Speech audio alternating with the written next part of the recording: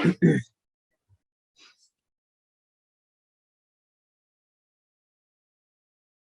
Morning, very good morning everyone. हम लोग second chapter में चल रहे हैं, मेकिंग ऑफ द कॉन्स्टिट्यूशन, है ना। गुड मॉर्निंग सभी को, गुड मॉर्निंग। जो अभी जग गए हैं उनको भी, जो जग कर भी सो रहे हैं उनको भी, ठीक है, सभी को गुड मॉर्निंग। चलिए स्टार्ट करते हैं। हम लोगों ने पीछे थोड़ा सा बात कर लेते हैं। मेकिंग ऑफ कॉन्स्टिट्यूशन की जब हम लोग बात कर रहे हैं तो आप देखिए कि संविधान सभा की बात चल रही थी कि संविधान सभा जो कॉन्स्टिट्यूएंट असेंबली बनी थी उसका मेन काम क्या था। तो उसको एक फ्रेमवर्क तैयार करना था कॉन्स्टिट्यूशन का, ठीक है। तो ये हमें उसका एक फ्रेमवर्क देखने को मिला और इसके लिए 1934 में सबसे पहले जिन्होंने राय दिया कि एक कॉन्स्टिट्यूएंट असेंबली बननी चाहिए तो वो कौन थे, वो एम.एन. रॉय थे, है ना। 1935 में ऑफिशियली बोल दिया गया इसको। 38 में कि जो भी संविधान बनेगा उसमें जो हेल्प ली जाएगी वो केवल इंडियंस की होगी। और 1940 में वो ड्राफ्ट उन लोगों ने बना के दिया कि चलिए ठीक है, हम एक्सेप्ट कर रहे हैं आपकी बात। इसी वजह से क्रिप्स मिशन को भेजा गया कि आप जाइए और देखिए कि क्या यहाँ पर है। तो क्रिप्स मिशन 1942 में गठन हुआ। ये ब्रिटिश गवर्नमेंट का ड्राफ्ट लेके आया कि भैया वर्ल्ड वार 2 जैसे ही खत्म होगा उसके बाद हम एक कॉन्स्टिट्यूएंट असेंबली बनाने के लिए आपके तैयार है, ओके। लेकिन एक प्रावधान और रख दिया था कि जो प्रोविंस इसमें शामिल नहीं होना चाहते वो ना करे, उनके लिए अलग से बन सकता है। ये भी प्रावधान इन लोगों ने रख दिया। दो लोगों ने अपोज किया, कांग्रेस ने भी अपोज किया इसका और मुस्लिम लीग ने भी अपोज किया कि भैया हम इस क्रिप्स मिशन को नहीं मानते। तो क्रिप्स मिशन बिना किसी उसके वापस चला गया, ठीक है, कोई फायदा नहीं निकला इसका। वर्ल्ड वार जब खत्म हुआ तो अंग्रेजों ने फिर से इस मुद्दे पर फिर से सोचने का सोचा कि चलो फिर से हम ऐसा देखते हैं। तो अब उन्होंने किसको भेजा, कैबिनेट मिशन को भेजा। तो मार्च 1946 में कैबिनेट मिशन का गठन हुआ और इसका मेन काम था कि आप यहाँ पर कॉन्स्टिट्यूएंट असेंबली जो बनानी है उसको इस बार फाइनल करके आइएगा। चलो इन्होंने कहा ठीक है। 3 मेन लोग थे इसमें, पैथिक लॉरेंस, स्टेफोर्ड क्रिप्स और एवी अलेक्जेंडर, 3 मेन व्यक्ति थे, ठीक है। और ये इन्होंने प्रपोजल दिया कि हम जो कॉन्स्टिट्यूएंट असेंबली बनाएंगे उस संविधान सभा में 389 लोग रहेंगे जो सदस्य हैं। तो 389 सदस्य रहेंगे उसमें, और 93 जो है वो प्रिंसली स्टेट्स रजवाड़े से आएंगे, 296 जो है ब्रिटिश प्रोविंस वगैरह से आएंगे इलेक्टेड वाले। तो जो इलेक्शन वाला था उसको हमें देखना था। भाई इलेक्शन वाले में हमें क्या करना था कि ये इलेक्शन हुआ 1946 के आसपास। टोटल सीट कितनी थी, 296। कांग्रेस ने जीती 208, मुस्लिम लीग ने जीती 73 और 15 अदर्स थे। प्रिंसली स्टेट ने इसमें पार्टिसिपेट नहीं किया, संविधान सभा में प्रिंसली स्टेट ने अपने को अलग रखा कि हम आपके में शामिल नहीं हो रहे। कुछ समय के बाद मुस्लिम लीग ने भी कहा कि हम भी शामिल नहीं हो रहे। तो इन दो लोगों ने अपोज किया। क्लियर है। अब हम इसके आगे देखते हैं स्टूडेंट्स कि हुआ क्या कि अब इसके बाद पहली मीटिंग हुई।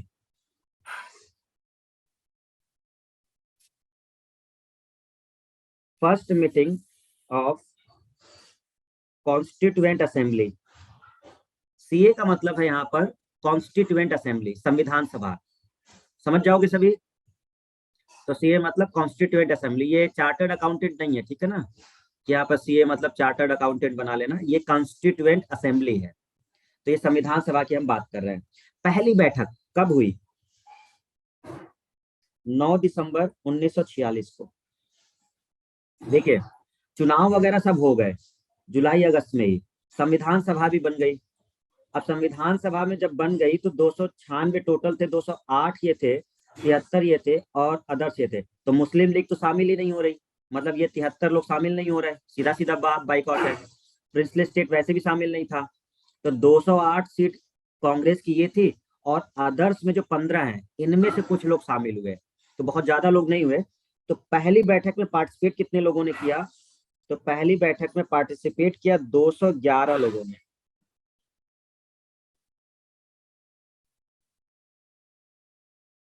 तो अगर आपको समझना है स्टूडेंट्स के पहली मीटिंग जो इनकी हुई थी कॉन्स्टिट्यूएंट असेंबली की, उसमें कितने मेंबर बैठे थे, तो 211 मेंबर बैठे थे उसमें। ठीक है, आप समझ गए होंगे कि 208 तो कांग्रेस के ही हैं, 208 तो कांग्रेस के ही हैं इसमें।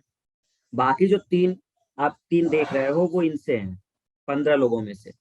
तो हर जितना इलेक्ट हुआ था सब कोई नहीं गया था उससे मतलब पहली बैठक में। तो हम इसको अगर इस तरह से समझें कि इस 211 में पार्टिसिपेट कितने लोगों ने किया, नॉट पार्टिसिपेटेड, तो दो लोगों ने नहीं किया। कौन नहीं किया? मुस्लिम लीग नहीं की, और दूसरा किसने नहीं किया? प्रिंसले स्टेट ने नहीं किया। तो इन दोनों लोगों ने पार्टिसिपेट नहीं किया। अच्छा, पार्टिसिपेट किया किसने? पार्टिसिपेटेड, तो पार्टिसिपेट किया आपके कांग्रेस ने, जिसमें से 208 तो वही लोग थे, बाकी जो अदर्स थे इनमें से कुछ लोगों ने शामिल हो गए। तो टोटल मिलाकर के आपके ये 211 लोगों ने अटेंड किया इसे। पहली बैठक की ये बात हुई। अब पहली बैठक में हुआ क्या, किसी अध्यक्ष को तो चुनना ही था। तो इन्होंने सोचा कि कोई अगर अध्यक्ष चुनना है तो हम जो सबसे बुजुर्ग होंगे, सबसे बुजुर्ग का मतलब कि जो सबसे इस असेंबली में जो ये संविधान सभा बन रही स्टूडेंट, जो सबसे उम्र में बड़े थे, तो उनको कहा कि आप अध्यक्ष बन जाओ, मतलब सीधा। और ये व्यवस्था फ्रांस से ली गई है। फ्रांस में ऐसा होता था कि जो भी उस संविधान सभा मतलब उनका जब बन रहा था तो उसमें जो ओल्डर पर्सन थे या जो बुजुर्ग थे उनको शामिल कर लिया गया था। तो यहाँ पर भी ये ध्यान रखा गया कि इस 211 लोगों में जो बैठक हो रही है इसमें सबसे बुजुर्ग कौन है, एजेंट, तो वो थे सच्चिदानंद सिन्हा। तो सच्चिदानंद सिन्हा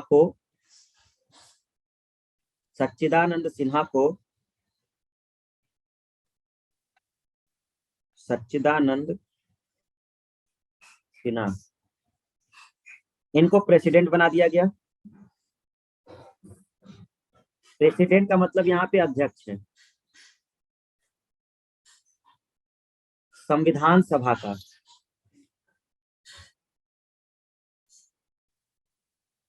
लेकिन ये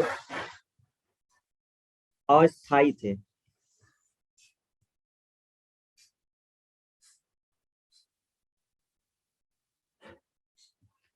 तो बड़े ध्यान से समझिएगा स्टूडेंट्स, इसमें ज्यादा कोई बहुत वैसी पॉइंट्स नहीं है ना।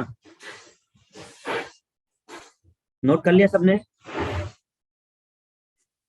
तो हमने देखा कि इनकी पहली मीटिंग हो रही है, और जो इनकी पहली बैठक हो रही है उसमें टोटल कितने लोगों ने पार्टिसिपेट किया? तो टोटल पार्टिसिपेशन हुआ है 211 लोगों का, जिसमें से 208 लोग कांग्रेस के ही है, बाकी 3 अदर्स वाले से आ गए। मुस्लिम लीग ने पार्टिसिपेट नहीं किया इस संविधान बैठक में, और प्रिंसले स्टेट ने नहीं किया। तो अब अध्यक्ष किसको बनाया गया? तो डॉक्टर सच्चिदानंद सिन्हा जी को अध्यक्ष बनाया गया, उनके उम्र को देखते हुए। ठीक है, लेकिन ये अस्थायी है। कुछ समय के बाद क्या हुआ, दूसरी बैठक हुई।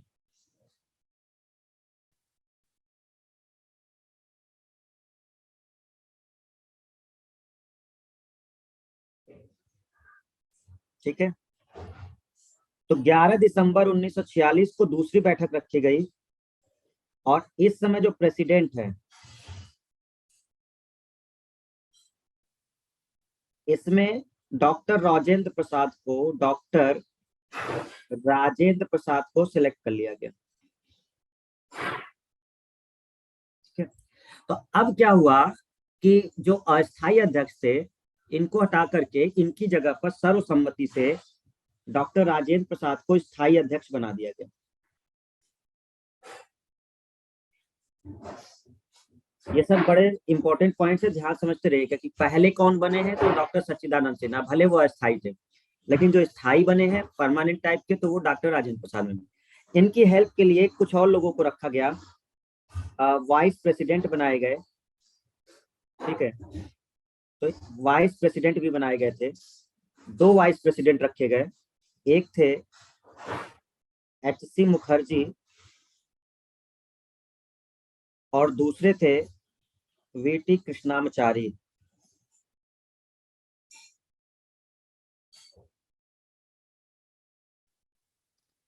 तो जो अध्यक्ष बनाए गए वो तो डॉक्टर राजेंद्र प्रसाद को रख दिया गया, लेकिन जो उपाध्यक्ष थे या वाइस प्रेसिडेंट थे वो मुखर्जी और कृष्णामाचारी। क्लियर हुआ? कुछ समय के बाद इनकी तीसरी बैठक हुई। ये सब कुछ हो रहा है। अब थर्ड बैठक जब होती है तो 13 दिसंबर 1946 को इस संविधान सभा की तीसरी बैठक हुई। ठीक है, अब सब कुछ सही चल रहा है, प्रेसिडेंट वगैरह सब डिसाइड हो चुके हैं, लेकिन इस तीसरी बैठक में पंडित जवाहरलाल नेहरू ने कुछ किया। तो वो एक इंपॉर्टेंट पॉइंट है। जवाहरलाल नेहरू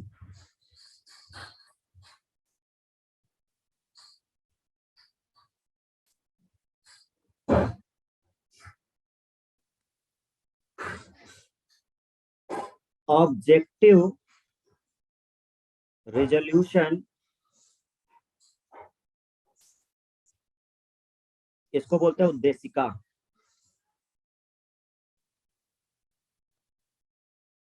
प्रस्तावना,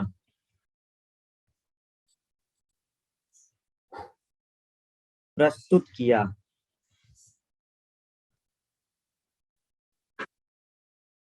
तीसरी बैठक में एक बहुत महत्वपूर्ण कदम उठाया गया जो जवाहरलाल नेहरू के द्वारा किया गया। क्या किया गया स्टूडेंट्स? इन्होंने अपने कुछ ऑब्जेक्टिव्स दिए। इस उद्देशिका में ये बताया गया था, असल में इस उद्देशिका में क्या बताया गया, कॉन्स्टिट्यूशन कैसा होना चाहिए, संविधान कैसा होना चाहिए। अब देखो, बैठक तो हो रही है, सब कुछ ठीक है। आप लोग बैठक इसलिए कर रहे हैं, बैठक आप इसलिए कर रहे हैं क्योंकि आपको एक संविधान बनाना है और कॉन्स्टिट्यूएंट असेंबली बन चुकी है संविधान सभा। ये लोग मिल करके एक डिसीजन लेने वाले हैं। तो अब सबसे बड़ा पॉइंट ये आया कि ये संविधान होगा कैसा, इसमें क्या क्या पॉइंट्स रखे जाए। तो ये बातें जवाहरलाल नेहरू ने प्रस्तुत किया तीसरी वाली बैठक में। तो इन्होंने एक रूपरेखा बताया कि हमारा सोचना ऐसा है कि हमारा संविधान ऐसा होना चाहिए। तो इस ऑब्जेक्टिव रेजोल्यूशन में असल में वही चीजें बताई जा रही है कि हम ये एक ऐसा संविधान हो जो सभी नागरिकों को समान अधिकार दे, है ना, किसी से कोई भेदभाव ना हो, सबको समान कानून प्राप्त हो। इस तरह से मतलब इन्होंने उस सभा में थोड़ा सा स्पीच दिया और कहा कि ये ऑब्जेक्टिव होने चाहिए। आगे चलकर आप देखोगे कि जो ऑब्जेक्टिव रिजोल्यूशन है, इन्हीं के पॉइंट्स को प्रियम्बल में रखा गया है। ये जो ऑब्जेक्टिव रिजोल्यूशन दिया गया, इन्हीं के कुछ पॉइंट्स को देखते हुए जो हमारा प्रियम्बल देखने को मिलता है प्रस्तावना संविधान का, उसमें इसको रखा गया है। ठीक है ना? तो ये बहुत महत्वपूर्ण कदम था, ये जो ऑब्जेक्टिव रिजोल्यूशन कि हमारा संविधान कैसा होना चाहिए। अब बात आई कि इन्होंने ये प्रस्तुत किया था, अब इसको एक्सेप्ट भी करना था। तो तीसरी बैठक हो रही है 13 दिसंबर 1946 में, लेकिन ये तुरंत एक्सेप्ट नहीं हुआ, मतलब सब लोग तुरंत सहमत नहीं हुए। फाइनल मुहर कब लगी कि हाँ चलो ठीक है, हमारा संविधान ऐसा ही होना चाहिए जैसा आप नेहरू जी बता रहे हैं। तो जैसा आप बता रहे हैं ऐसा होना चाहिए, तो वो कब एक्सेप्ट हुआ है, तो वो डेट समझ लीजिए कि वो एक्सेप्ट हुआ है 22 जनवरी 1947, एक्सेप्टेड। मतलब आप समझ लीजिए कि ये जो हमने ऑब्जेक्टिव रेजोल्यूशन बनाया है नेहरू जी के द्वारा, वो एक्सेप्ट किया जा रहा है, लेकिन तुरंत नहीं। तीसरी बैठक हुई थी 13 दिसंबर को और ये एक्सेप्ट हो रहा है 22 जनवरी 1947 को। मतलब अब इन लोगों को पता चल गया कि संविधान इस तरह का बनना चाहिए, क्योंकि ये पॉइंट्स ऑब्जेक्टिव रेजोल्यूशन में दिए गए थे, जो प्रस्तावना या उद्देश्य का बताई गई थी। एक व्यक्ति ने केवल इसका अपोज किया था। उन्होंने कहा था कि मतलब इस तरह का नहीं, जैसा आप बता रहे हैं उस तरह का नहीं। तो वो व्यक्ति है, अब किसने अपोज किया था बस वो जान लो, कि केवल जो है, केवल क्या, वही व्यक्ति है आपके, तो MM जयकर विरोध किया था।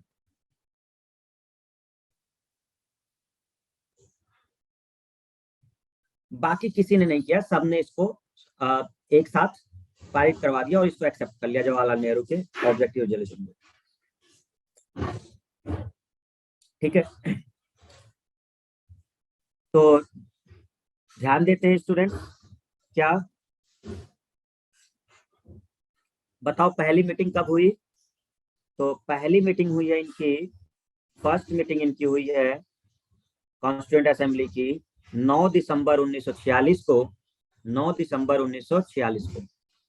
ठीक है। दूसरी बैठक इनकी कब हुई है? 11 दिसंबर 1946 को, 2 दिन बाद। फिर तीसरी बैठक कब हुई है? 13 दिसंबर 1946 को। जो अस्थाई अध्यक्ष बने हैं, वो अस्थाई अध्यक्ष कौन बने? सच्चिदानंद सिन्हा। लेकिन जब स्थायी अध्यक्ष बनाया गया तो वो कौन बन गए? डॉक्टर राजेंद्र प्रसाद। और जो ऑब्जेक्टिव रेजोल्यूशन पास किया गया, जो एक्चुअल में कॉन्स्टिट्यूशन कैसा होना चाहिए, क्या चीजें उसमें है, तो वो जो रिजोल्यूशन है, ऑब्जेक्टिव रेजोल्यूशन, वो जवाहरलाल नेहरू ने प्रस्तुत किया 13 दिसंबर को। तो 3 डेट आपकी हो गई, 9, 11 और 13 जनवरी। आई होप कि चीजें क्लियर हो गई बैठक के बारे में। सर कुछ चेंज कर देते हैं प्रेसिडेंट, मतलब क्या चेंज कर देते हैं?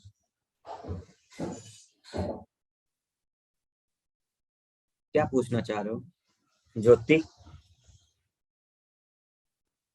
प्रेसिडेंट चेंज का मतलब जो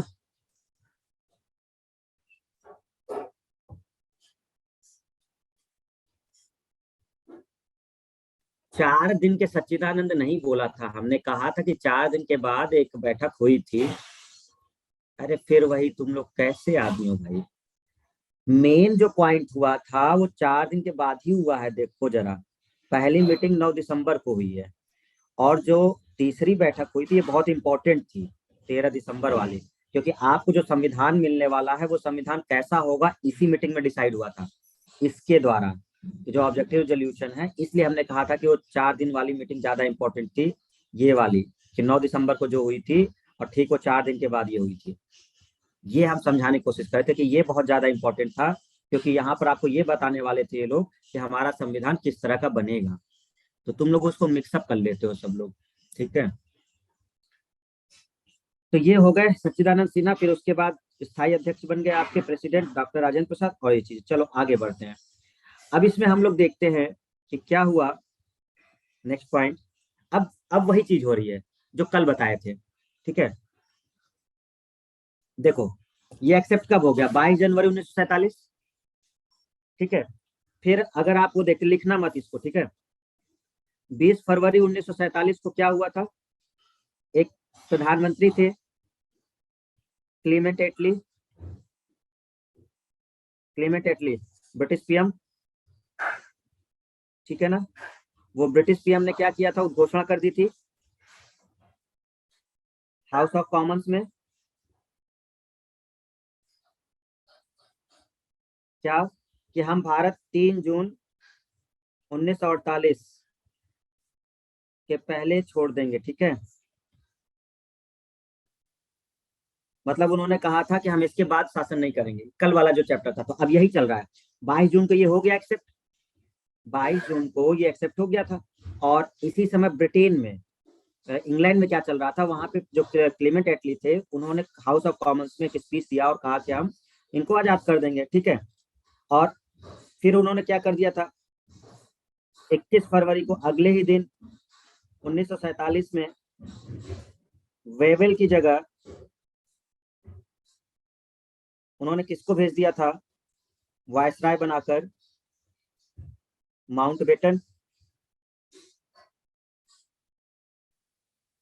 ठीक है। और माउंटबेटन ने 3 जून 1947 को एक प्लान दिया था, जिसको क्या बोलते हैं? Mountbatten plan. और इस माउंटबेटन प्लान में क्या कहा गया था?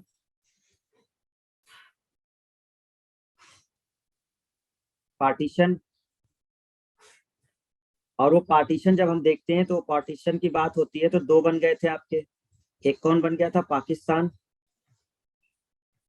और दूसरा कौन बन गया था? भारत या इंडिया। क्लियर है? कल वाली क्लास याद है?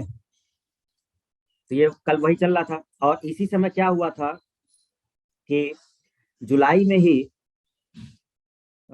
जुलाई में 1947 में ब्रिटिश संसद में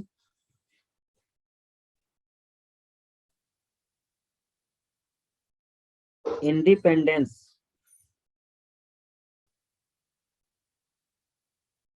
ऑफ इंडिया एक्ट 1947 पास हो गया था।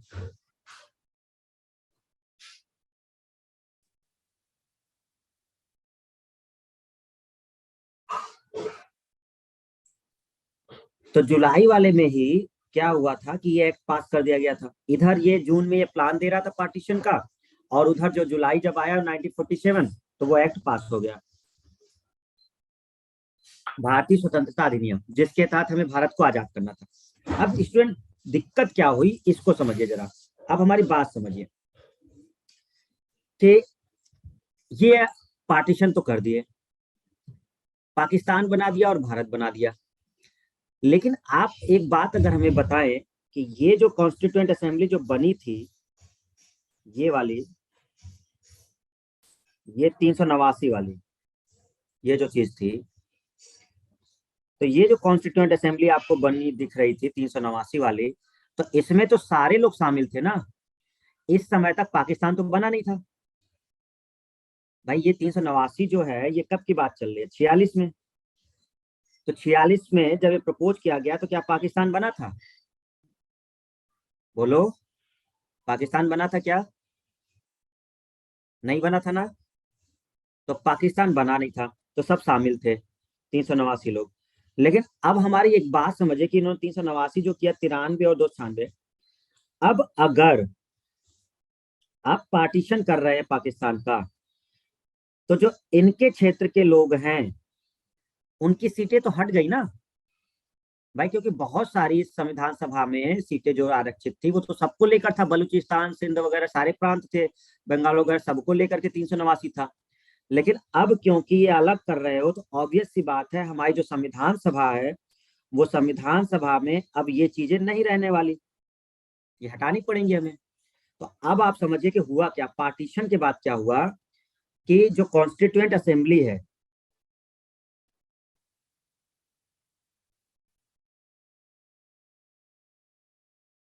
जो संविधान सभा है, अब इसके जो मेंबर हैं, अब कितनी सीटें हो गई?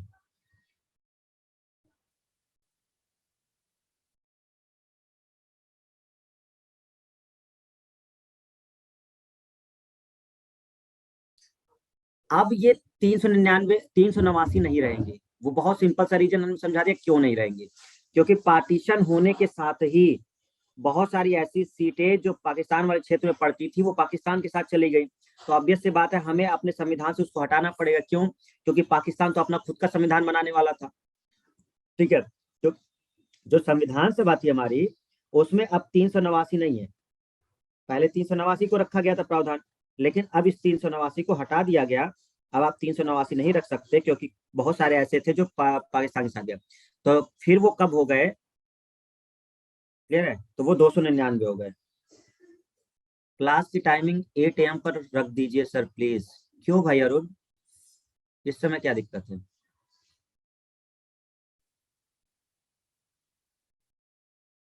हमारी क्लास रहती है मॉर्निंग में, हम नहीं रख सकते, हम फ्री थोड़े। 6:30 बजे से हमारी क्लास है ऑफलाइन, 6:30 से 8 बजे तक क्लास रहती है।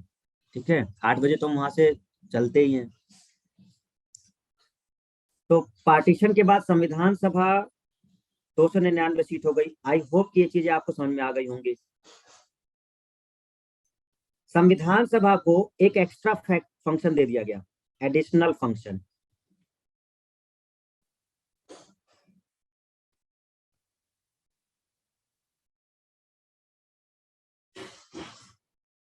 इसको एक एडिशनल फंक्शन दे दिया गया, एक और काम अच्छा आप बताइए, अभी तक संविधान सभा का मेन काम क्या है? तो संविधान सभा का मेन काम है अभी संविधान बनाना, टू फ्रेम कॉन्स्टिट्यूशन। ये संविधान सभा इसलिए बनाई गई थी कि इनको मेन जिम्मेदारी दी गई थी कि आपको एक बढ़िया सा संविधान बनाना है। ठीक है, तो ये मेन काम था। लेकिन जब पार्टीशन हो गया और इस तरह की चीजें हो गई, तो अब संविधान सभा को एक कार्य और बढ़ा दिया गया। संविधान तो आपको बनाना ही है, लेकिन हम आपको एक काम और दे रहे हैं। वो समझिए क्या। तो वो एडिशनल फंक्शन इनको दिया गया, और वो क्या थे, तो एक फंक्शन तो इनका था to frame constitution,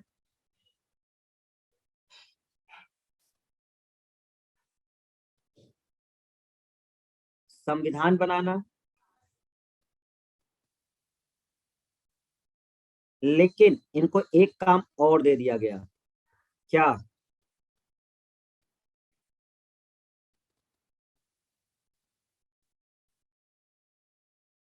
legislative function. कानून बनाने का काम भी आप ही को करना है। विधायी कार्य। देखिए, जब संविधान सभा बनी थी तो उस समय ये फंक्शन नहीं रखा गया था, ये लेजिस्लेटिव वाला फंक्शन नहीं था। उनको केवल एक काम दिया गया था कि आपको केवल संविधान बनाने पे फोकस करना है, कानून वगैरह से आपको कुछ भी लेना देना नहीं है। लेकिन अब इनको एक फंक्शन और ऐड किया जा रहा है, इनके पास लेजिस्लेटिव फंक्शन दिया जा रहा है। अब समझिए, इनकी जब बैठक होती, बड़े ध्यान से समझना, इनकी जब बैठक होती थी, क्योंकि दोनों काम इसी को है, संविधान सभा को ही है। तो अब ये जो 299 सीटें हो गई हैं, अब ये सब लोग जब बैठेंगे, असल में देखो, आप सोच रहे होगे कि सर ये जो 211 थे, अचानक से ये बढ़ करके इतने सब कैसे हो गए होंगे, ठीक है ना। तो ये जो पार्ट है, ये जो प्रिंसले स्टेट है, प्रिंसले स्टेट धीरे धीरे शामिल होने लगा था। मतलब शुरुआत में ये नहीं शामिल हुआ, लेकिन बाद में प्रिंसले स्टेट के लोगों को मनाया गया, तो प्रिंसले स्टेट के लोगों ने अपने अपने प्रतिनिधि को भेजना शुरू कर दिया था। ठीक है, तो मोस्टली लोगों ने भेज दिया था बाद में, कुछ समय के बाद। तो संविधान सभा में प्रिंसले स्टेट के बहुत सारे लोग आने लगे थे, लेकिन शुरुआत में नहीं है, स्टार्टिंग में नहीं है। बाद की जो बैठकें होंगी उनमें वो शामिल होने लग जाएंगे धीरे धीरे करके। ठीक है, तो ये जो आपका 200 हुआ, तो ये फंक्शन हो गया। अब इनकी जब बैठक होती थी, तो समझिए जरा क्या, संविधान के अंदर ही कानून होता है क्या? अरे जो कुछ बनता है वो संविधान के तहत ही तो बनता है भाई। संविधान में जो प्रावधान किए गए हैं उसी के तहत तो हम कोई चीज अप्लाई करेंगे। तभी तो संविधान की दुहाई देने लगते हो कि संविधान में ये है, संविधान में वो है, हमारे अधिकारों को छीना जा रहा है ना। तो कुछ प्रावधान उसमें है कि भाई हमारे अगर मौलिक अधिकार हैं तो उसको कोई नहीं छीन सकता, चाहे कोई भी हो, है ना। तो उस तरह से कुछ चीजें हैं, तो कुछ प्रावधान किए गए हैं, उसकी वजह से बनाए जाते हैं। इनकी जब बैठक होती थी, हमारी समझिए, एक बार इनकी बैठक होती थी संविधान बनाने के ऊपर। तो संविधान, जब ये लोग सब लोग मिलते थे और कहते थे चलो बैठक करते हैं और हम लोग बात करेंगे आज संविधान पर, कि संविधान कैसे बनाना है, क्या बनना है, क्या रखना है। तो इस समय प्रेसिडेंट अलग होता था, प्रेसिडेंट अलग होता था, उसका अध्यक्ष अलग होता था।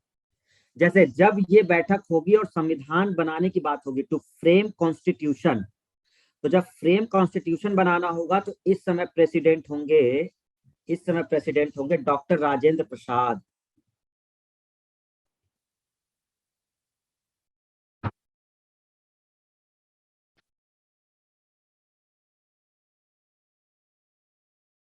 लेकिन जब यही संविधान सभा कानूनी काम करने के लिए बैठक करेगी, लेजिस्लेटिव फंक्शन करने के लिए बैठेगी, ये सब लोग इकट्ठा होंगे, तो उस समय अध्यक्ष राजेंद्र प्रसाद नहीं करेंगे, अध्यक्षता कोई और करेगा।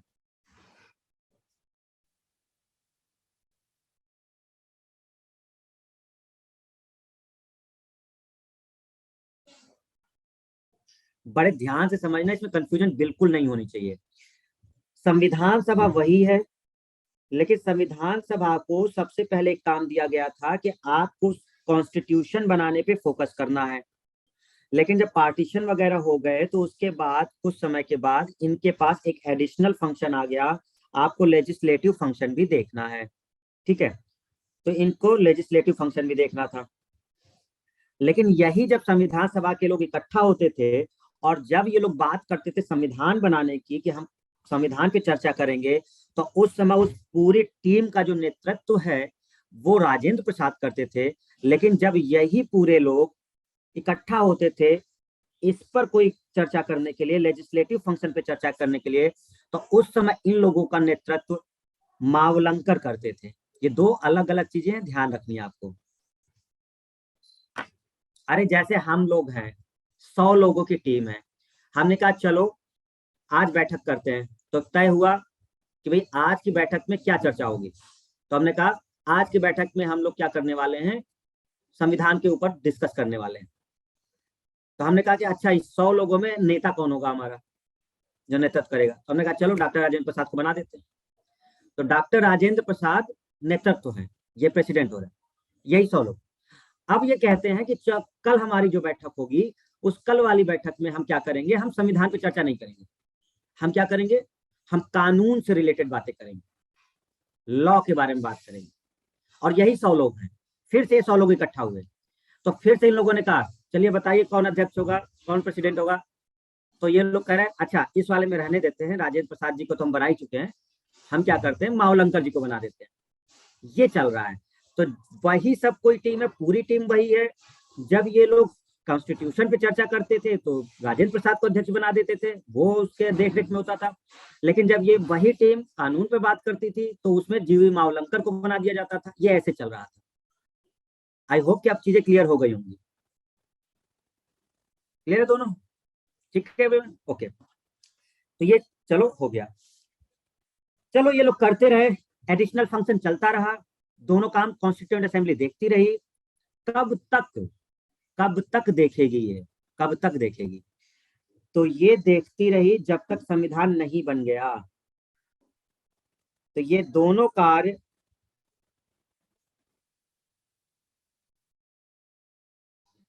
चलते रहे, साथ साथ चलते रहे। कब तक? 26 नवंबर 1949 तक।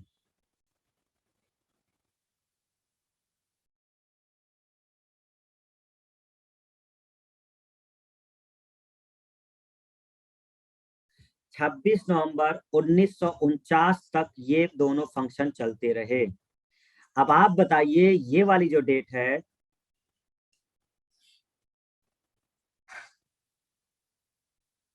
परमानेंट मेंबर तो वही हो तो गए, राजेंद्र प्रसाद अपने कॉन्स्टिट्यूएंट असेंबली के परमानेंट मेंबर हो गए थे। सिंपल। जब संविधान की बात हो रही थी तो उस समय जो परमानेंट मेंबर है वो राजेंद्र प्रसाद है, उस समय उनके अलावा कोई नहीं बनेगा। फ्रेम कॉन्स्टिट्यूशन के समय यही हमेशा अध्यक्ष रहेंगे। और जब इसकी बात करेंगे तो मावलंकर बनेंगे, बस। अब इसको बदला नहीं जाता था कि चलिए अगली वाली होगी तो हम मावलंकर को हटा के दूसरे को कर देंगे और इनको हम राजेंद्र प्रसाद, नहीं, ये राजेंद्र प्रसाद बन गए अध्यक्ष। तो जब भी इस पे बात होगी तो राजेंद्र प्रसाद ही रहेंगे, और जब इस पर बात होगी तो मावलंकर ही रहेंगे। ठीक है, इसमें चेंज नहीं होगा। अब आप हमको एक बताइए जल्दी से, जितने लोग बैठे हुए हैं, सत्यजीत, गोविंद, रौनक, नवीन, सुमित, ये डेट क्यों इंपॉर्टेंट है? 26 नवंबर 1949 क्यों इंपॉर्टेंट है? रजनी आ गई सामने, रिंकी हो गए, राफिया हो गए, संतोष हो गए। आप लोग जल्दी से हमें आंसर टाइप करके बताइए ये डेट क्यों इंपॉर्टेंट है। आरती, अंजना, प्रीति, अरुण, मीनू, अरशद, सुशांत। इसी दिन संविधान बनके तैयार हुआ था। अच्छा, इसी दिन संविधान बनके तैयार हुआ था। इमरान, ब्रिजेश, चलो सब लोग आ गए। देखिए, जब तक कॉन्स्टिट्यूशन तैयार नहीं हो गया तब तक ये दोनों फंक्शन कॉन्स्टिट्यूएंट असेंबली करती रही। क्यों? क्योंकि ये काम तो उसको इसीलिए दिया गया था ना कि आपको संविधान बनाना है। तो जब तक ये संविधान नहीं बनेगा तब तक ये काम तो असेंबली करती रहेगी ना, क्योंकि उसका मेन फोकस था संविधान बनाने का। इसीलिए कहा जाता है कि 26 नवंबर 1949 तक ये दोनों काम ये लोग देखते रहे साथ साथ। संविधान बनाने का भी काम देख रहे थे और जो कानूनी बातें थी वो भी ये लोग देख रहे थे। अब क्योंकि 26 नवंबर को संविधान तैयार हो गया, जब तैयार हो गया तो अब इनको दोनों चीजें करने की जरूरत ही क्या थी, क्योंकि हमें तो संविधान ही तो बनाना था, बन गया। तो इसीलिए कहा जाता है कि ये दोनों काम कब तक चलते रहे, जब तक संविधान बन नहीं गया। फिर आगे देख करके चीजें पार्लियामेंट के पास पहुंच गई, भाई संसद वगैरह को हो गया। कि अब लोकसभा राज्यसभा है तो कोई भी चीज होगा तो उसमें संविधान में सारे प्रावधान रख दिए गए। जब कॉन्स्टिट्यूशन बन ही गया तो सारे प्रावधान रख दिए गए कि भैया कैसे कानून बनेगा, कैसे क्या होगा, बिल पास करो, मेजोरिटी से होगा, दोनों सदनों में पास करो, अगर कोई दिक्कत आती है तो प्रेसिडेंट का फिर राय लिया जाएगा। अभी कॉन्स्टिट्यूशन में प्रावधान रखने जाने लगे, उसके पहले तक यही लोग देख रहे हैं। अब इसके बाद ये लोग थोड़ा देखेंगे, अब ये सारे काम कॉन्स्टिट्यूशन के हिसाब से चलेंगे कि कानून कौन बनाएगा। लेकिन जब तक का कॉन्स्टिट्यूशन नहीं बना था तब तक ये जो कानून बनाने की पावर वगैरह थी वो सब संविधान सभा के पास थी, वही उसी को सारे काम देखने थे। ठीक है, तो 26 नवंबर 1949 बहुत बहुत इंपॉर्टेंट डेट। इसी दिन कॉन्स्टिट्यूशन बनकर तैयार हो गया।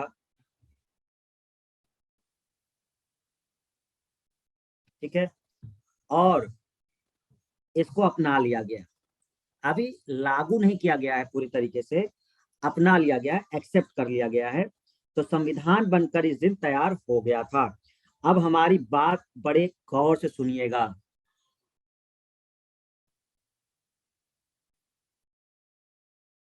On 26 November 1949, the Constituent Assembly of India adopted to the Constitution of India and it came into effect on 26 January 1950.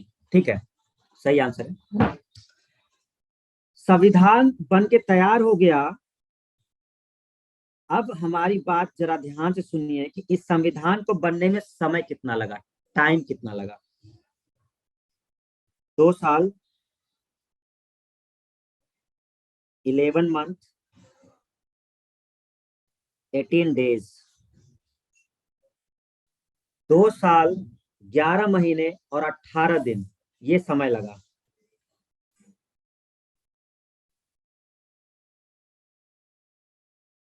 बनने में।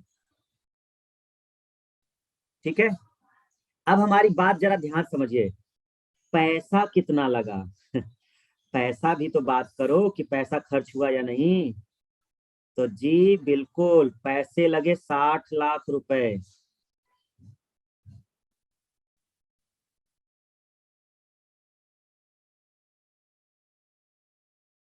60 लाख रुपए खर्च हुए पूरा सबको इसको तैयार करने में, और समय लगा 2 साल, 11 महीने, 18 दिन। ठीक है, 15 आर्टिकल, अनुच्छेद,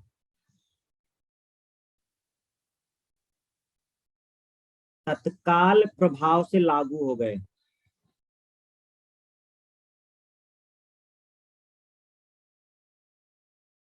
सबको लागू नहीं किया गया था, केवल 15 आर्टिकल को लागू किया गया था। ठीक है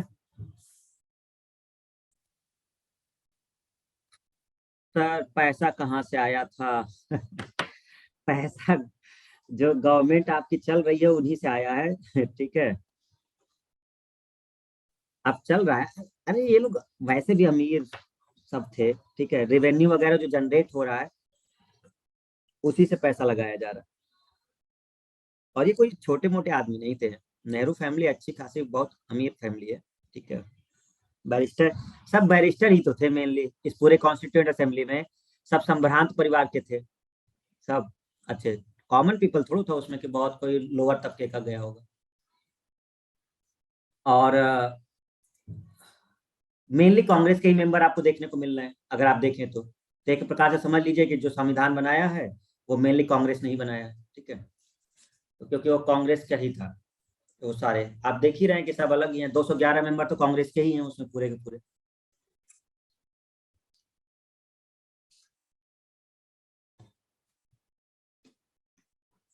लेकिन फिर एक टर्निंग पॉइंट आएगा आगे चल करके, डॉक्टर भीमराव अंबेडकर जी, जिनको ड्राफ्ट तैयार करने के लिए दिया जाएगा कि आप इसका पूरा ड्राफ्ट तैयार करेंगे। बीजेपी कहती है भ्रष्टाचार का पैसा है। वेरी गुड, तुमको कैसे मालूम? भ्रष्टाचार का पैसा है। ठीक,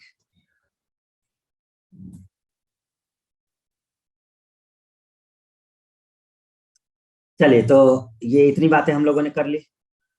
26 नवंबर 1949 तक बात चली। थोड़ा सा अगर हम आपको इसमें बैक लेके जाएं स्टूडेंट्स, एक चीज हम आपको समझाना चाहते हैं। हम चाहते हैं कि आप लोग ऐसे बने जिससे आप लोग को चीजों को समझने में थोड़ी आसानी रहे। आप अगर हमको जरा एक बात अगर बताएं ध्यान से, बड़े आराम से, जितने लोग हैं, जो इसकी पहली बैठक हुई है वो कब हुई है?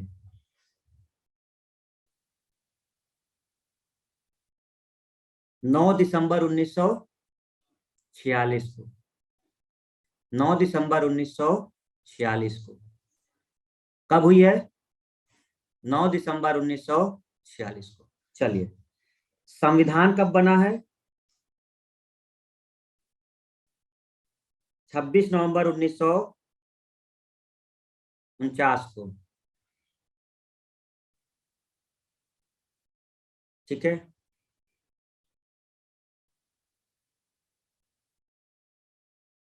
क्या अगर हम इसको थोड़ा सा जानने की कोशिश करें,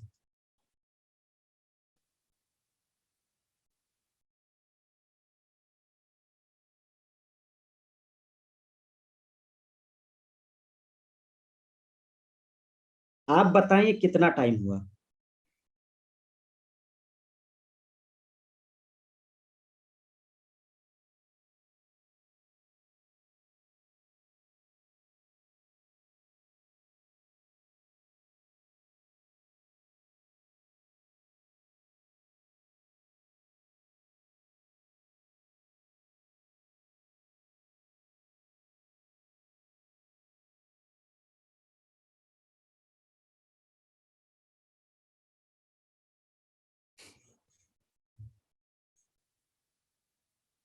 बहुत लंबा टाइम हुआ सर। किधर है ये गोविंद? सामने आओ तुम जरा।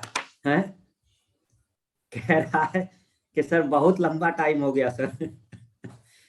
कैसे कैसे हमारे हैं? अरे भैया ये वही टाइम हुआ। ये रहा। ये ये रहा। This is the time. यही है वो टाइम। यही 2 साल 11 महीने 18 दिन।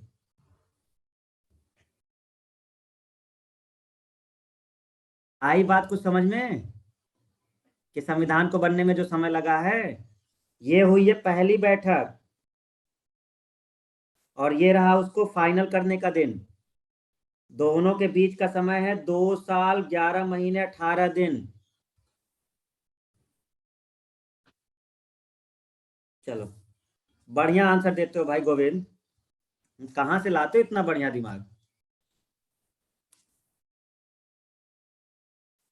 तो आई होप कि अब आप लोग को क्लियर हो गया होगा कि ये 2 साल 11 महीने 18 दिन क्या था। नहीं तो अभी तक आप लोग रट रहे थे कि सर कितना समय लगा था, 2 साल लगा था। तो ये जो पहली बैठक हुई है और ये जो हुआ है, ये आपको समझ में आ गया होगा कि एक्चुअल में ये चल रहा था। चलिए देखते हैं आगे। ओके, आगे बढ़ते हैं स्टूडेंट्स। 22 जुलाई।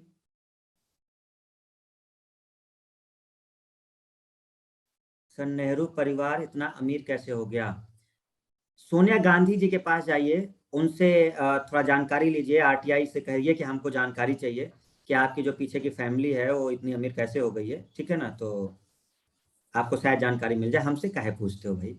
हम्म? तो 22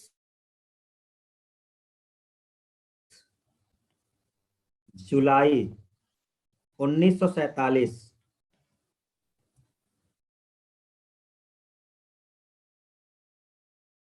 नेशनल फ्लैग स्वीकार किया गया।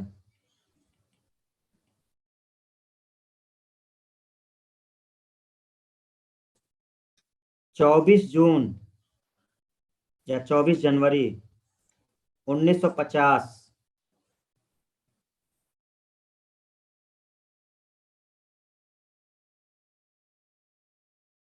National song and national anthem स्वीकार।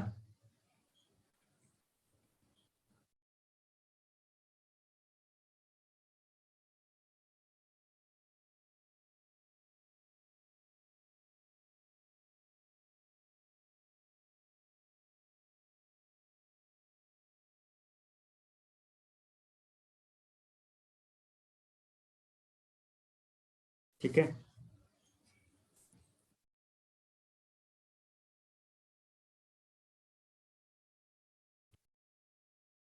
First president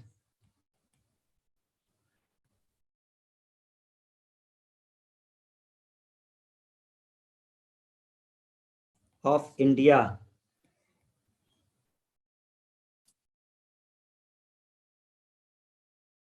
doctor Rajendra Prasad.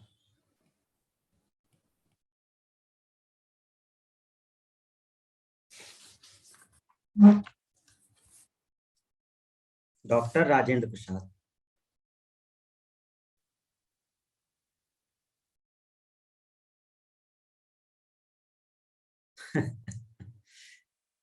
Sir जिन्ना फोटो कॉपी ले गए थे या खुद बनाया था? तो तुम तो कुछ भी करवाओ है। मुस्लिम लीग का सदस्य है इसके अंदर, ठीक है। एक मुस्लिम लीग का सदस्य इसमें, जब ड्राफ्टिंग कमेटी बन रही है, बी आर अम्बेडकर का जो कमेटी है, उसमें एक मुस्लिम लीग का सदस्य है। हम बताएंगे अभी आगे।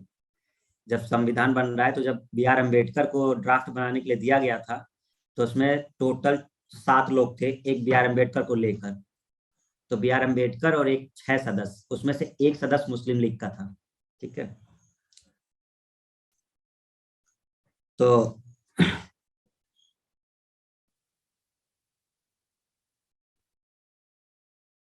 अब डेट समझिए कि इंपॉर्टेंट कैसे है आपकी, जरा थोड़ा सा ध्यान दीजिए। 22 जुलाई 1947 को नेशनल फ्लैग को एक्सेप्ट किया गया था, 47 में ही कर लिया गया था, ठीक है। लेकिन जब 24 जनवरी 1950, देखिए संविधान पूरी तरह से लागू होने से 2 दिन पहले, क्योंकि 26 जनवरी को लागू हुआ है कंप्लीटली, तो 24 जनवरी 1950 को नेशनल सॉन्ग राष्ट्रीय गीत और नेशनल एंथम राष्ट्रगान, ये दोनों स्वीकार कर लिए गए कि होगा। और देश के पहले prime minister, sorry, first president, राष्ट्रपति, किसको बना दिया गया? डॉक्टर राजेंद्र प्रसाद जी को, जो कॉन्स्टिट्यूएंट असेंबली के उस समय परमानेंट प्रेसिडेंट थे। उन्हीं को भारत का पहला राष्ट्रपति बना दिया गया, डॉक्टर राजेंद्र प्रसाद जी को, जिन्हें हम कहते हैं।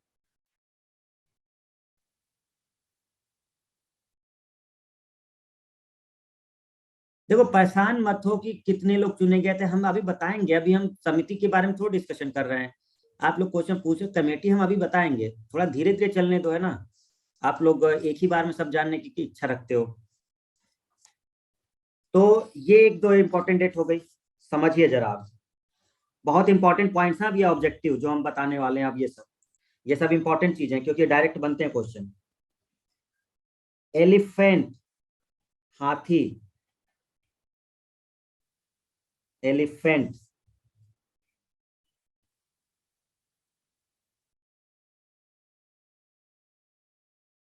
संविधान सभा के, संविधान सभा के सिंबल,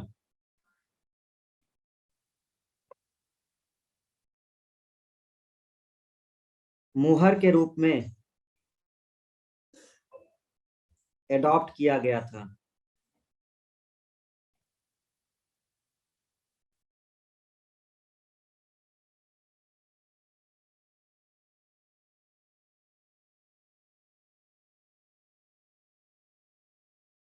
हिंदी कैलीग्राफर,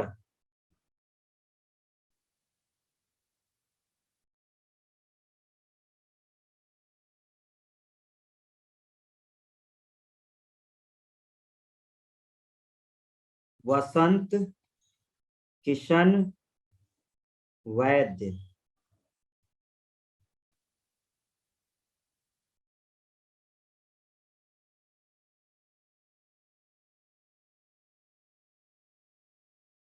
अभी हम समझा देते हैं। इंग्लिश कैलीग्राफर,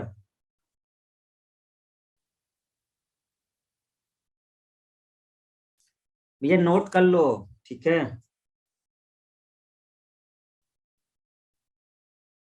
प्रेम Bihari Raizada.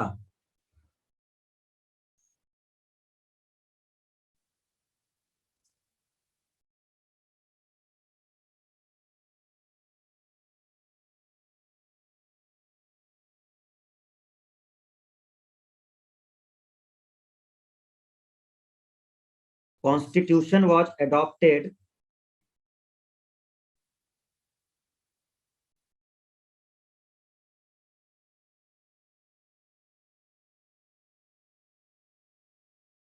Twenty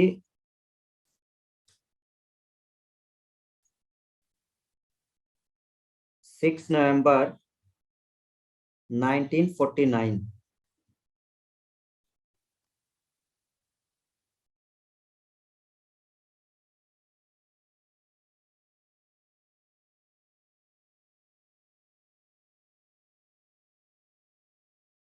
came into effect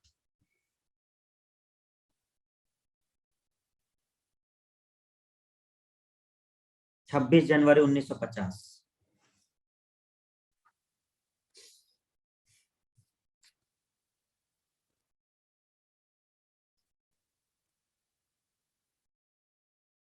इसका क्या मतलब है? कब स्वीकार किया गया था? हमसे कहेगा कब स्वीकार किया गया था, तो हम कहेंगे कि स्वीकार कर लिया गया था 26 नवंबर 1949 को ही, लेकिन लेकिन कब इसको पूरी तरह से लागू किया गया था, तो 26 जनवरी 1950। आपने देखा कि संविधान हमारा बन के तैयार हो गया था। एडॉप्टेड मतलब बन के तैयार हो गया है, स्वीकृत कर लिया गया है। तो 26 नवंबर 1949 को ये बन के तैयार हो गया था, लेकिन ये पूरी तरीके से लागू नहीं हुआ था। सब केवल 15 आर्टिकल को लागू किया गया था। बाकी सारा का सारा जो लागू किया गया है वो 26 जनवरी 1950 को किया गया है। इसीलिए 26 जनवरी की जो डेट है, इसको हम लोग गणतंत्र दिवस के रूप में मनाते हैं, 26 जनवरी वाली डेट को। क्लियर है? लेकिन जब हम आपसे पूछेंगे संविधान दिवस कब मनाया जाता है, कॉन्स्टिट्यूशन डे कब मनाया जाता है, तो आप क्या आंसर देंगे स्टूडेंट? हम आपसे कहेंगे कि संविधान दिवस कब मनाया जाता है, संविधान दिवस कब मनाया जाता है?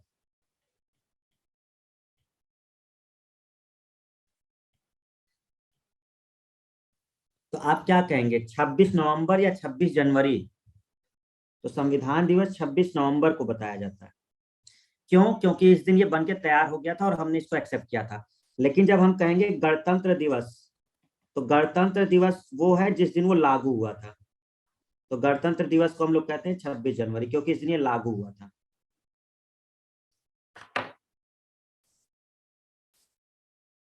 अब सबसे बड़ी बात क्या थी वो समझिए, ऐसा किया क्यों?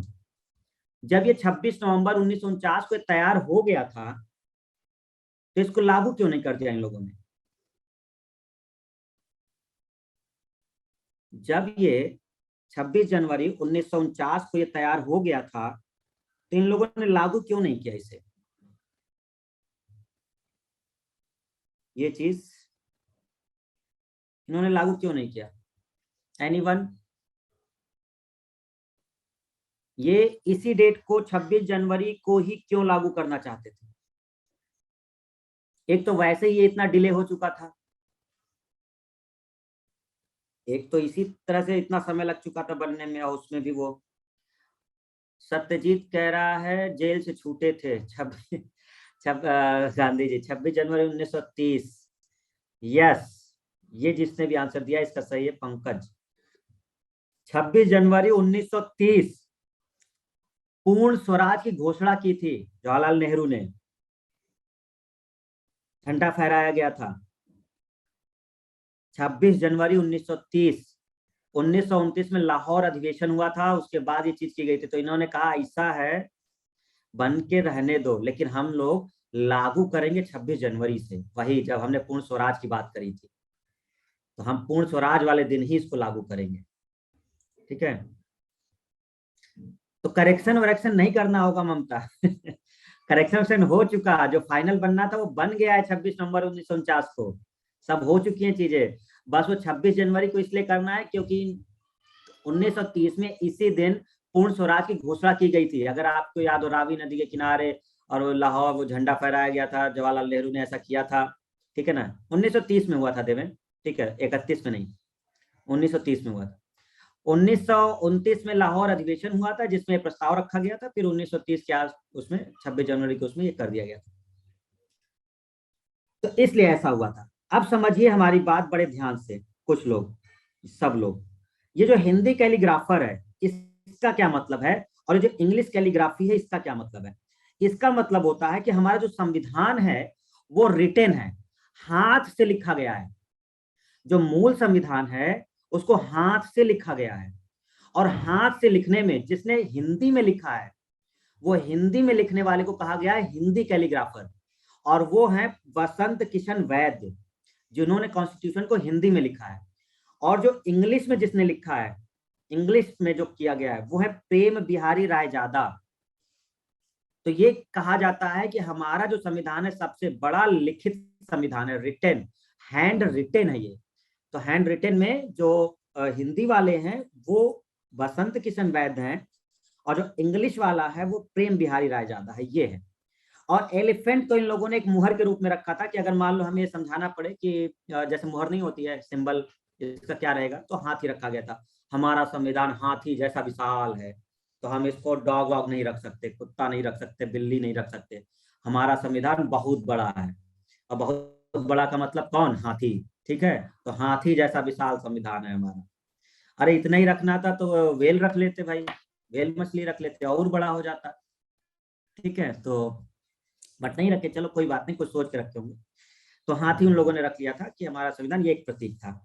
आई होप एवरीवन, सबको बड़े अच्छे से चीजें समझ में आई, आई या नहीं आई। Yes, Rajni, Santosh, Mamta, Govind, Pankaj, Shivram, very good very good, सबको आ गई है भाई। नोट्स बनाए ना, जो हमने बताया वो लिखे, लिख लेना, नहीं लिखोगे तो बहुत बढ़िया, पीडीएफ में नहीं है, परेशान ना हो। ठीक है, खुश हो जाओ, नहीं लिखे हो तो बहुत बढ़िया किए हो।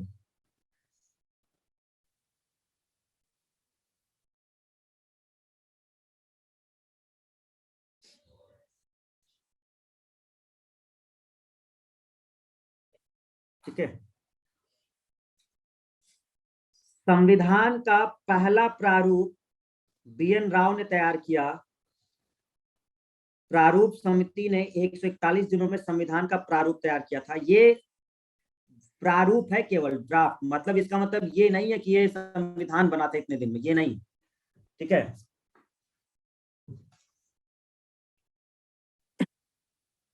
अच्छा ये हम समझा देते हैं आपको थोड़ा सा, ये वाला पॉइंट हम क्लियर कर देते हैं। ड्राफ्ट वाला, 3 ड्राफ्ट बने थे, एक्चुअल में 3 ड्राफ्ट आए थे।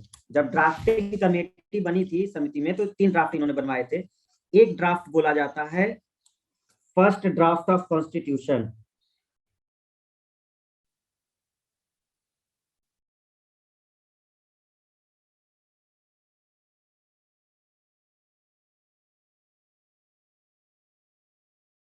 ये बना था फरवरी 1948 में।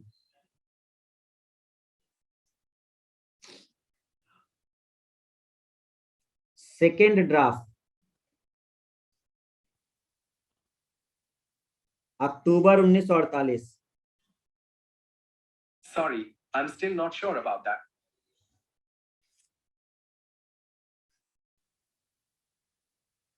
थर्ड ड्राफ्ट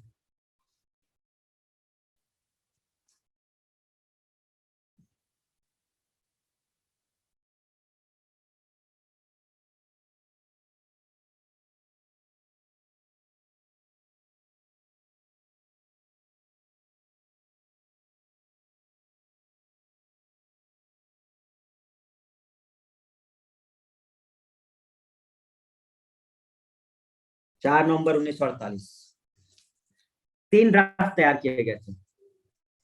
एक ड्राफ्ट जो हुआ था वो फरवरी 1948 में, दूसरा ड्राफ्ट जो तैयार किया गया था अक्टूबर 1948 में, और तीसरा जो किया गया था ये। तो इसमें 2 बहुत इंपॉर्टेंट होते हैं जो आपको ध्यान रखने हैं। एक तो ये 4 नवंबर वाला जो डॉक्टर बी आर अम्बेडकर का था, ये फाइनल था जिसको हम अप्लाई किए हैं। लेकिन जो शुरुआत में आया था ये पहला वाला, यही बी एन राव ने दिया था।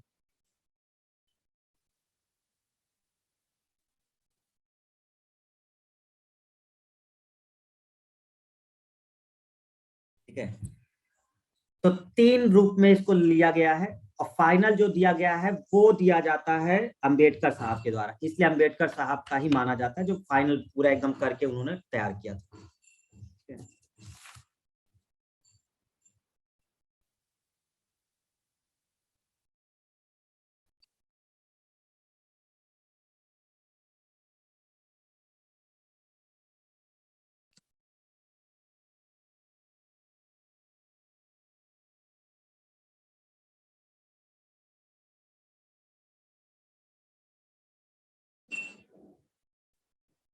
सर आपसे रिक्वेस्ट है कि जो नोट्स में ना हो उसे पहले बता दिया करिए प्लीज।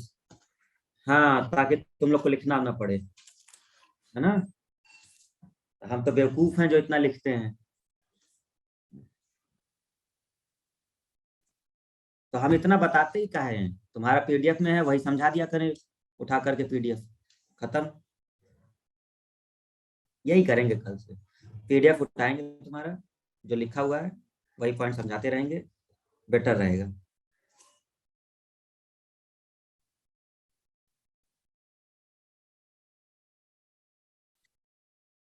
ड्राफ्ट का मतलब प्रारूप होता है। प्रारूप का मतलब कि जैसे आप संविधान बना रहे हैं तो आप एक रफली आइडिया दे रहे हैं, आपने एक बना के तैयार कर लिया है और आप असेंबली के पास ले गए। देखिए अभी हम लागू नहीं कर रहे हैं, एक ड्राफ्ट तैयार किए हैं उसका पहले का। तो हमने कहा कि अगर कोई गलती हो इसमें सब लोग चेक करिए बैठ करके, पूरी टीम बैठ गई वहां पर और सारी टीम बैठ करके अब उसको चेक कर रही है, पढ़ रही है। तो अब उनको अगर कोई गलती लगती है, तो कोई गलती लगती है तो वो कहते हैं कि इसमें ये गलती है, इसको सुधारना है। तो उनका ओके, तो पहले ड्राफ्ट को हटा करके अब उसमें अपडेशन किया जा रहा है। अब वो अपडेशन किए, तो अपडेशन करके वो लाए दूसरा ड्राफ्ट। तो अब दूसरा ड्राफ्ट जब आया तो दूसरे ड्राफ्ट को भी अब ये लोग देख रहे हैं कि भाई ठीक है। आप डेट देखो ना भाई, एक ड्राफ्ट आ रहा है फरवरी 1948 में और अगला आ रहा है अक्टूबर में, मतलब इतने समय तक हो क्या रहा है, वो इस ड्राफ्ट की स्टडी कर रहे हैं। ये जो संविधान बना रहे हैं ये लोग, तो उसमें जो पॉइंट्स रखे गए हैं, अब पूरी टीम बैठ करके उसको डिस्कस कर रही है कि ये गलती हो गई, ये पॉइंट्स ये इसमें नहीं रखना चाहिए, इसको अलग करके हम दूसरा रखना चाहते हैं। और जब उन्होंने फाइनल किया तो उन्होंने एक दूसरा ड्राफ्ट उसी में अपडेट करके लाए, ये संविधान होगा। लेकिन फिर इसको रखा गया, शायद हो सकता है इसमें भी गलती हो। तो सेकेंड ड्राफ्ट को भी चेक किया गया, उसमें भी कुछ दिक्कतें हुई, उसको जब अपडेट कर दिया गया तब 4 नवंबर को जो तैयार हुआ ये था फाइनल, जिसमें अब अपडेशन की जरूरत नहीं थी। और ये डॉक्टर बी आर अम्बेडकर के द्वारा ही फाइनल ड्राफ्ट तैयार किया गया था और यही अप्लाई किया गया। इसी को पूरा का पूरा सब लोगों ने चेक किया पहले, ठीक है। बैठक हुई इसके बाद 4 नवंबर के बाद भी कुछ डेट थी, 17 नवंबर को बैठे लोग सब लोग साथ में। 17 नवंबर तक बैठ करके उन लोगों ने देखा कि इस ड्राफ्ट में कोई गलती तो नहीं है, और इस तरह से बहुत सारी चीजें वो लोग आपस में डिस्कस किए और फाइनली 26 नवंबर 1949 वगैरह को उन्होंने उसको अप्लाई करवा दिया था, ठीक है।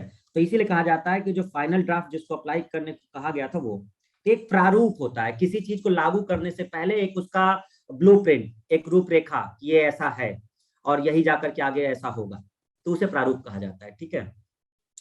तो आपको बाकी बीच का कोई मतलब ही नहीं था, ये एक, इससे कोई मतलब नहीं आपको, ठीक है, इसमें कुछ नहीं है। इस एक स्टार्टिंग वाला, ये इसलिए स्टार्टिंग वाला से मतलब है क्योंकि ये एक रूपरेखा तैयार कर दिया कि ऐसा होगा हमारा और ये पॉइंट्स होंगे।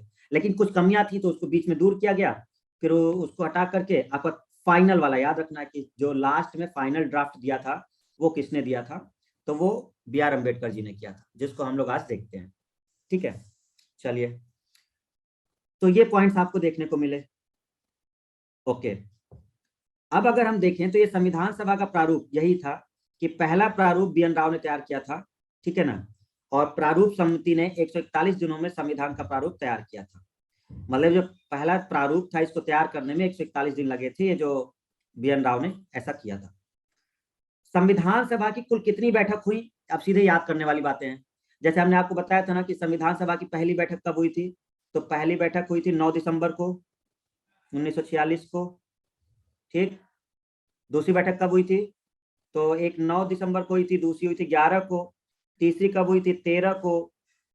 इस तरह से है ना, टोटल कितनी बैठकें हुई हैं, तो संविधान सभा के कुल 11 बैठक हुई हैं, टोटल 11 बैठक हुई, ठीक है। ये आपको पॉइंट्स याद रखना है कि संविधान सभा की टोटल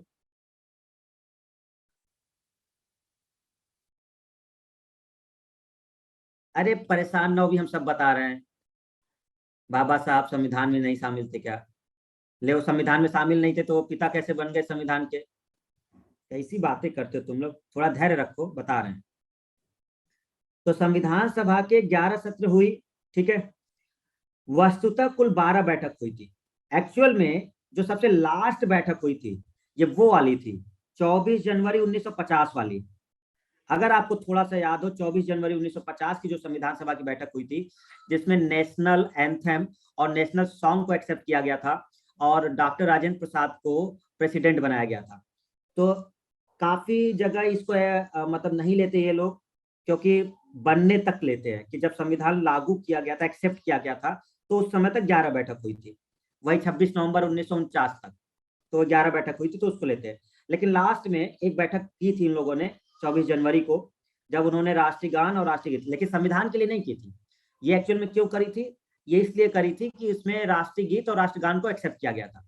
लेकिन संविधान बनने तक कब तक हुआ था? 11 बैठक हुआ था। क्लियर है सबको? कंफ्यूजन तो नहीं? क्योंकि इस वाले में संविधान तो बन चुका है ना अब 24 जनवरी तक। संविधान तो 26 जनवरी 1949 तक ही 26 नवंबर तक ही बन चुका है। तो ये बस इसलिए हुआ था बैठक जिसमें राष्ट्रीय गान, राष्ट्रीय गीत और राजेंद्र प्रसाद को प्रेसिडेंट बनाया गया था।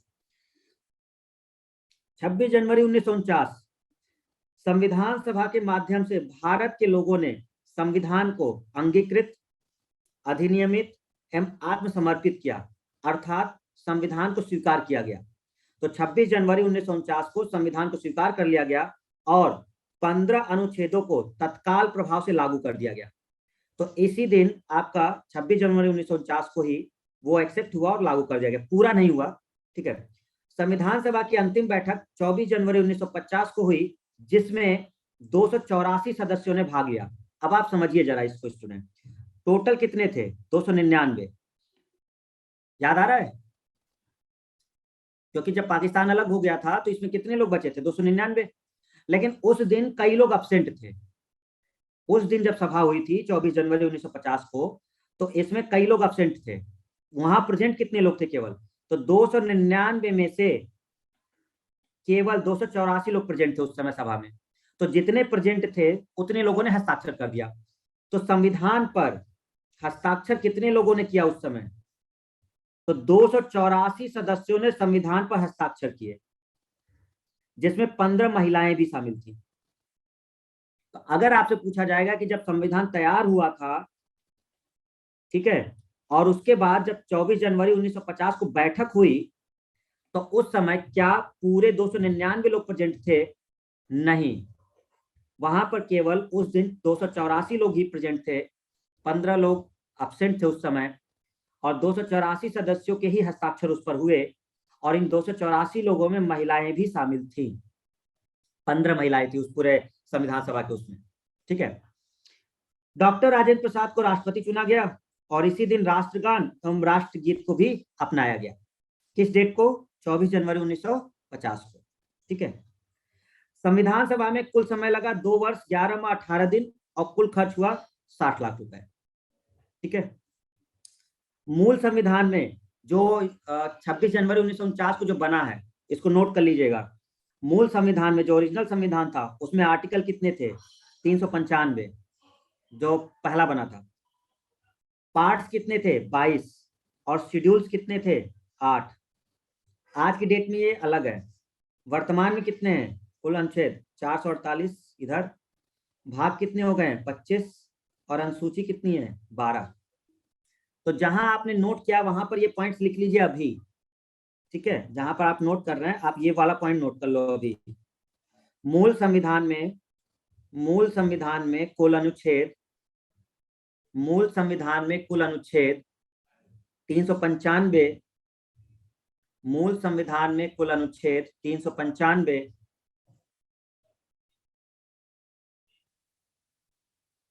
मूल संविधान में कुल अनुच्छेद 395।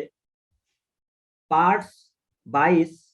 पार्ट्स 22 और शेड्यूल्स अनुसूचियां 8। अनुसूचियां 8।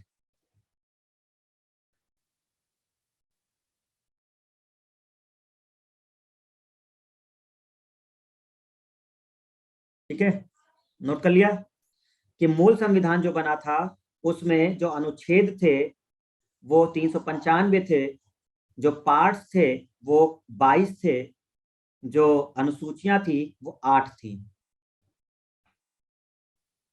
और ये वाला नीचे उसी के जस्ट लिख लेना। वर्तमान में कुल अनुच्छेद, वर्तमान में ऑब्लिक करके लिख लेना जिससे याद रहे। तो पहले 395 थी, फिर 448 हो गई। तो वर्तमान में कुल अनुच्छेद 448, भाग कितने हैं 25, और अनुसूची है 12।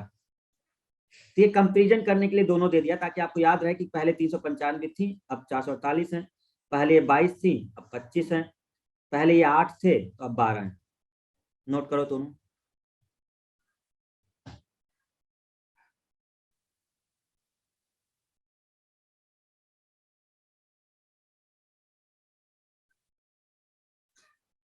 हाँ, एक्चुअल में क्या होता है ना, अब बुक्स वगैरह जो है वो पहले की लिख दी गई हैं, तो अब जो भी होगा तो उसमें कई सारी चीजें मिलेंगी। कई जगह 395 ही लिखा होगा, है ना। कई जगह हो सकता है कि कुछ वो पुराने वाले ही दिए हैं, क्योंकि अब जब तक वो अपडेट नहीं होगी बुक तब तक वो चीजों को नहीं करेंगे ना। मान लो अब 1 साल 1.5 साल पहले का हो गया होगा, तो अब उसमें कुछ चीजें नहीं होंगी तो देखने को मिलती हैं ऐसा।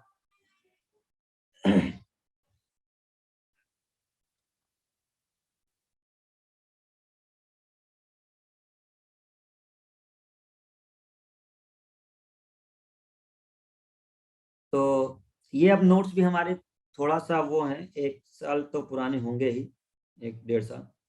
448, ठीक है तब भी, है ना। और एक ये वाला पॉइंट भी नोट कर लेना, प्रारंभ में आठवीं अनुसूची में 14 भाषाओं का प्रावधान था, जबकि वर्तमान में 22 भाषाएं हैं। पहले जब पहला वाला जब बना था तो उसमें केवल 14 भाषाओं को स्थान दिया गया था, ठीक है। और अब है 22 भाषाएं, तो ये भी आपको ध्यान रखनी, 22 भाषाएं। बस इतना यहाँ तक रखना, बाकी अपने पीडीएफ से देख लेना, हम वो शेयर कर देंगे, ठीक है। तो ये इसलिए क्योंकि आप नोट्स बना रहे थे, तो उस नोट्स के साथ रहेगा तो जल्दी याद हो जाएगा। क्लियर। बाकी ये सब अगर याद करना हो तो कर लेना, पीडीएफ सेंड कर देंगे, लिखने की जरूरत नहीं है। संविधान सभा की महिला सदस्य कौन कौन थी, ये वो नाम लिखे हुए हैं 15। कमला चौधरी, मालती चौधरी, रेणुका राय, सुचेता कृपलानी, विजय लक्ष्मी पंडित, राजकुमारी अमृत कौर, अम्मू स्वामीनाथन, बेगम एजाज रसूल, दुर्गाबाई, लीला रे, पूर्णिमा बनर्जी, सरोजनी नायडू, एनी मैस्किन, दक्षानी वेलाद्युन, हंसा मेहता। ये पूरी रटने की जरूरत नहीं है, आप अपना पीडीएफ देख लेना, धीरे धीरे अगर याद करना हो तो कर लेना। बट कभी ये नहीं कहा जाता, बस वो संख्या पूछ सकते हैं, संख्या पूछते हैं कि संविधान सभा में महिला सदस्य की संख्या कितनी थी, वो चीज आप याद कर लीजिए कि वो 15 थी। ये संख्या से ज्यादातर क्वेश्चन होता है कि टोटल थी कितनी, ठीक है ना, 15। तो ये चीज आपको ध्यान रखना।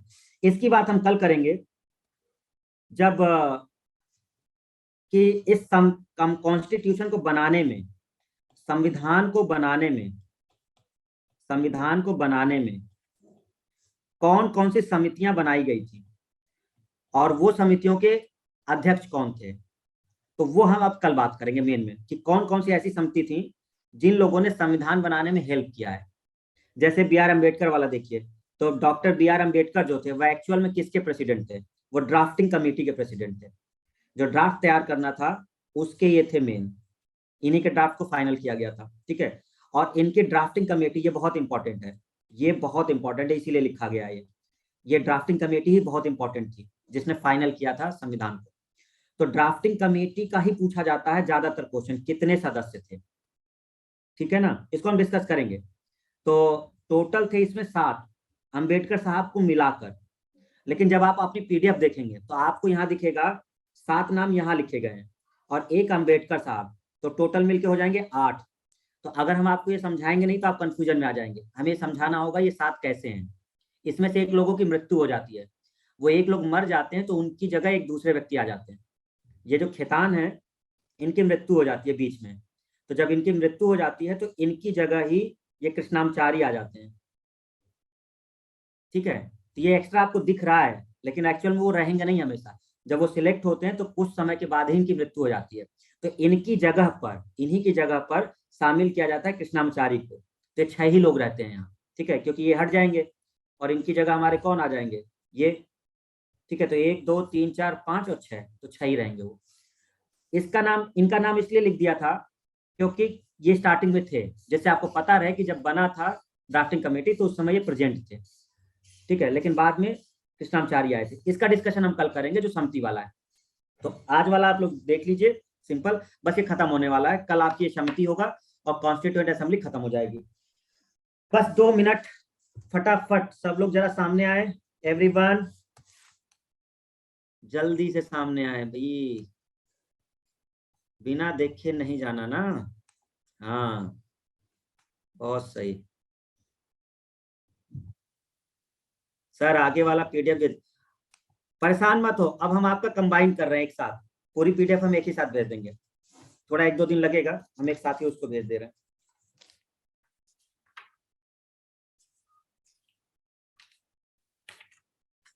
ओके स्टूडेंट्स, आगे सब सामने, चैंपियंस, वेरी गुड, सब आ गए, वाह, बताओ, इसी हरियाली की जरूरत थी, एकदम सूना सूना लग रहा था, पता नहीं लग रहा था क्या चल रहा है।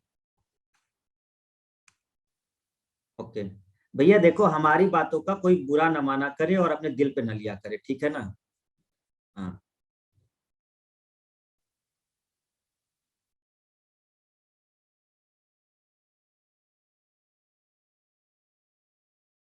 कुछ तो कहेंगे सर, चलिए सर, अगर हम बुरा मान भी लिए तो क्या होगा सर, अरे नहीं, ऐसा कुछ नहीं है, मतलब किसी के दिल को ठेस नहीं पहुंचानी चाहिए, है ना?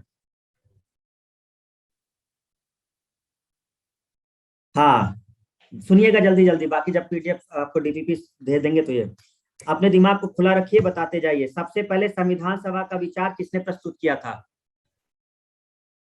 सबसे पहले संविधान सभा का विचार किसने प्रस्तुत किया था, M N Roy, very good, very good, बिल्कुल।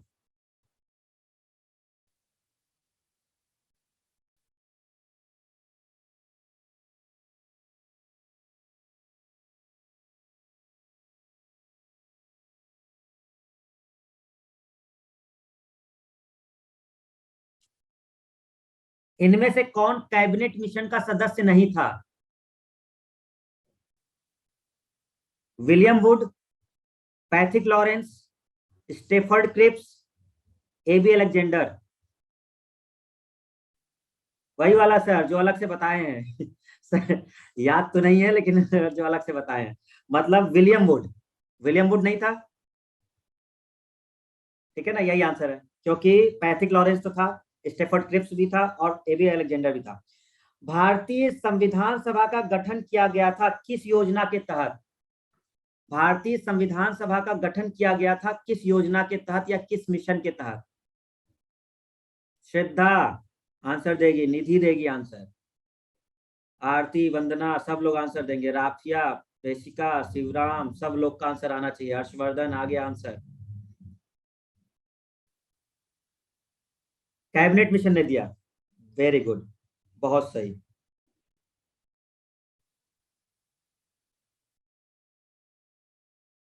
ठीक है, चलिए, बाकी सब ठीक है, आप लोग तेज हैं, डीपीपी से सॉल्व करेंगे तो ज्यादा अच्छा रहेगा, है ना। ठीक है, खत्म करते हैं, बाकी आप लोग अपना देख लीजिएगा, वेरी गुड, कल हम लोग इसको कंप्लीट कर देंगे, है ना, कल हम लोग संविधान सभा को कंप्लीट कर देंगे। नोट्स बनाते रहा करो, ठीक है, बहुत सारे ऐसे पॉइंट्स हैं जो हम एक्स्ट्रा देते हैं आपको, है ना, जो आपके पीडीएफ में वो नहीं थे, और क्लियर समझने में आसानी होगी, नोट्स नहीं बनाओगे आपको प्रॉब्लम होगी, हमें कुछ ज्यादा वो नहीं करना, ठीक है, तो हम लोगों ने इसको देख लिया है, ठीक है, नोट जो बनाए हैं आपने कर लीजिएगा। चलिए आज खत्म करते हैं स्टूडेंट्स, कल फिर आते हैं वापस, सेम टाइम सेम जगह, ठीक है, ओके।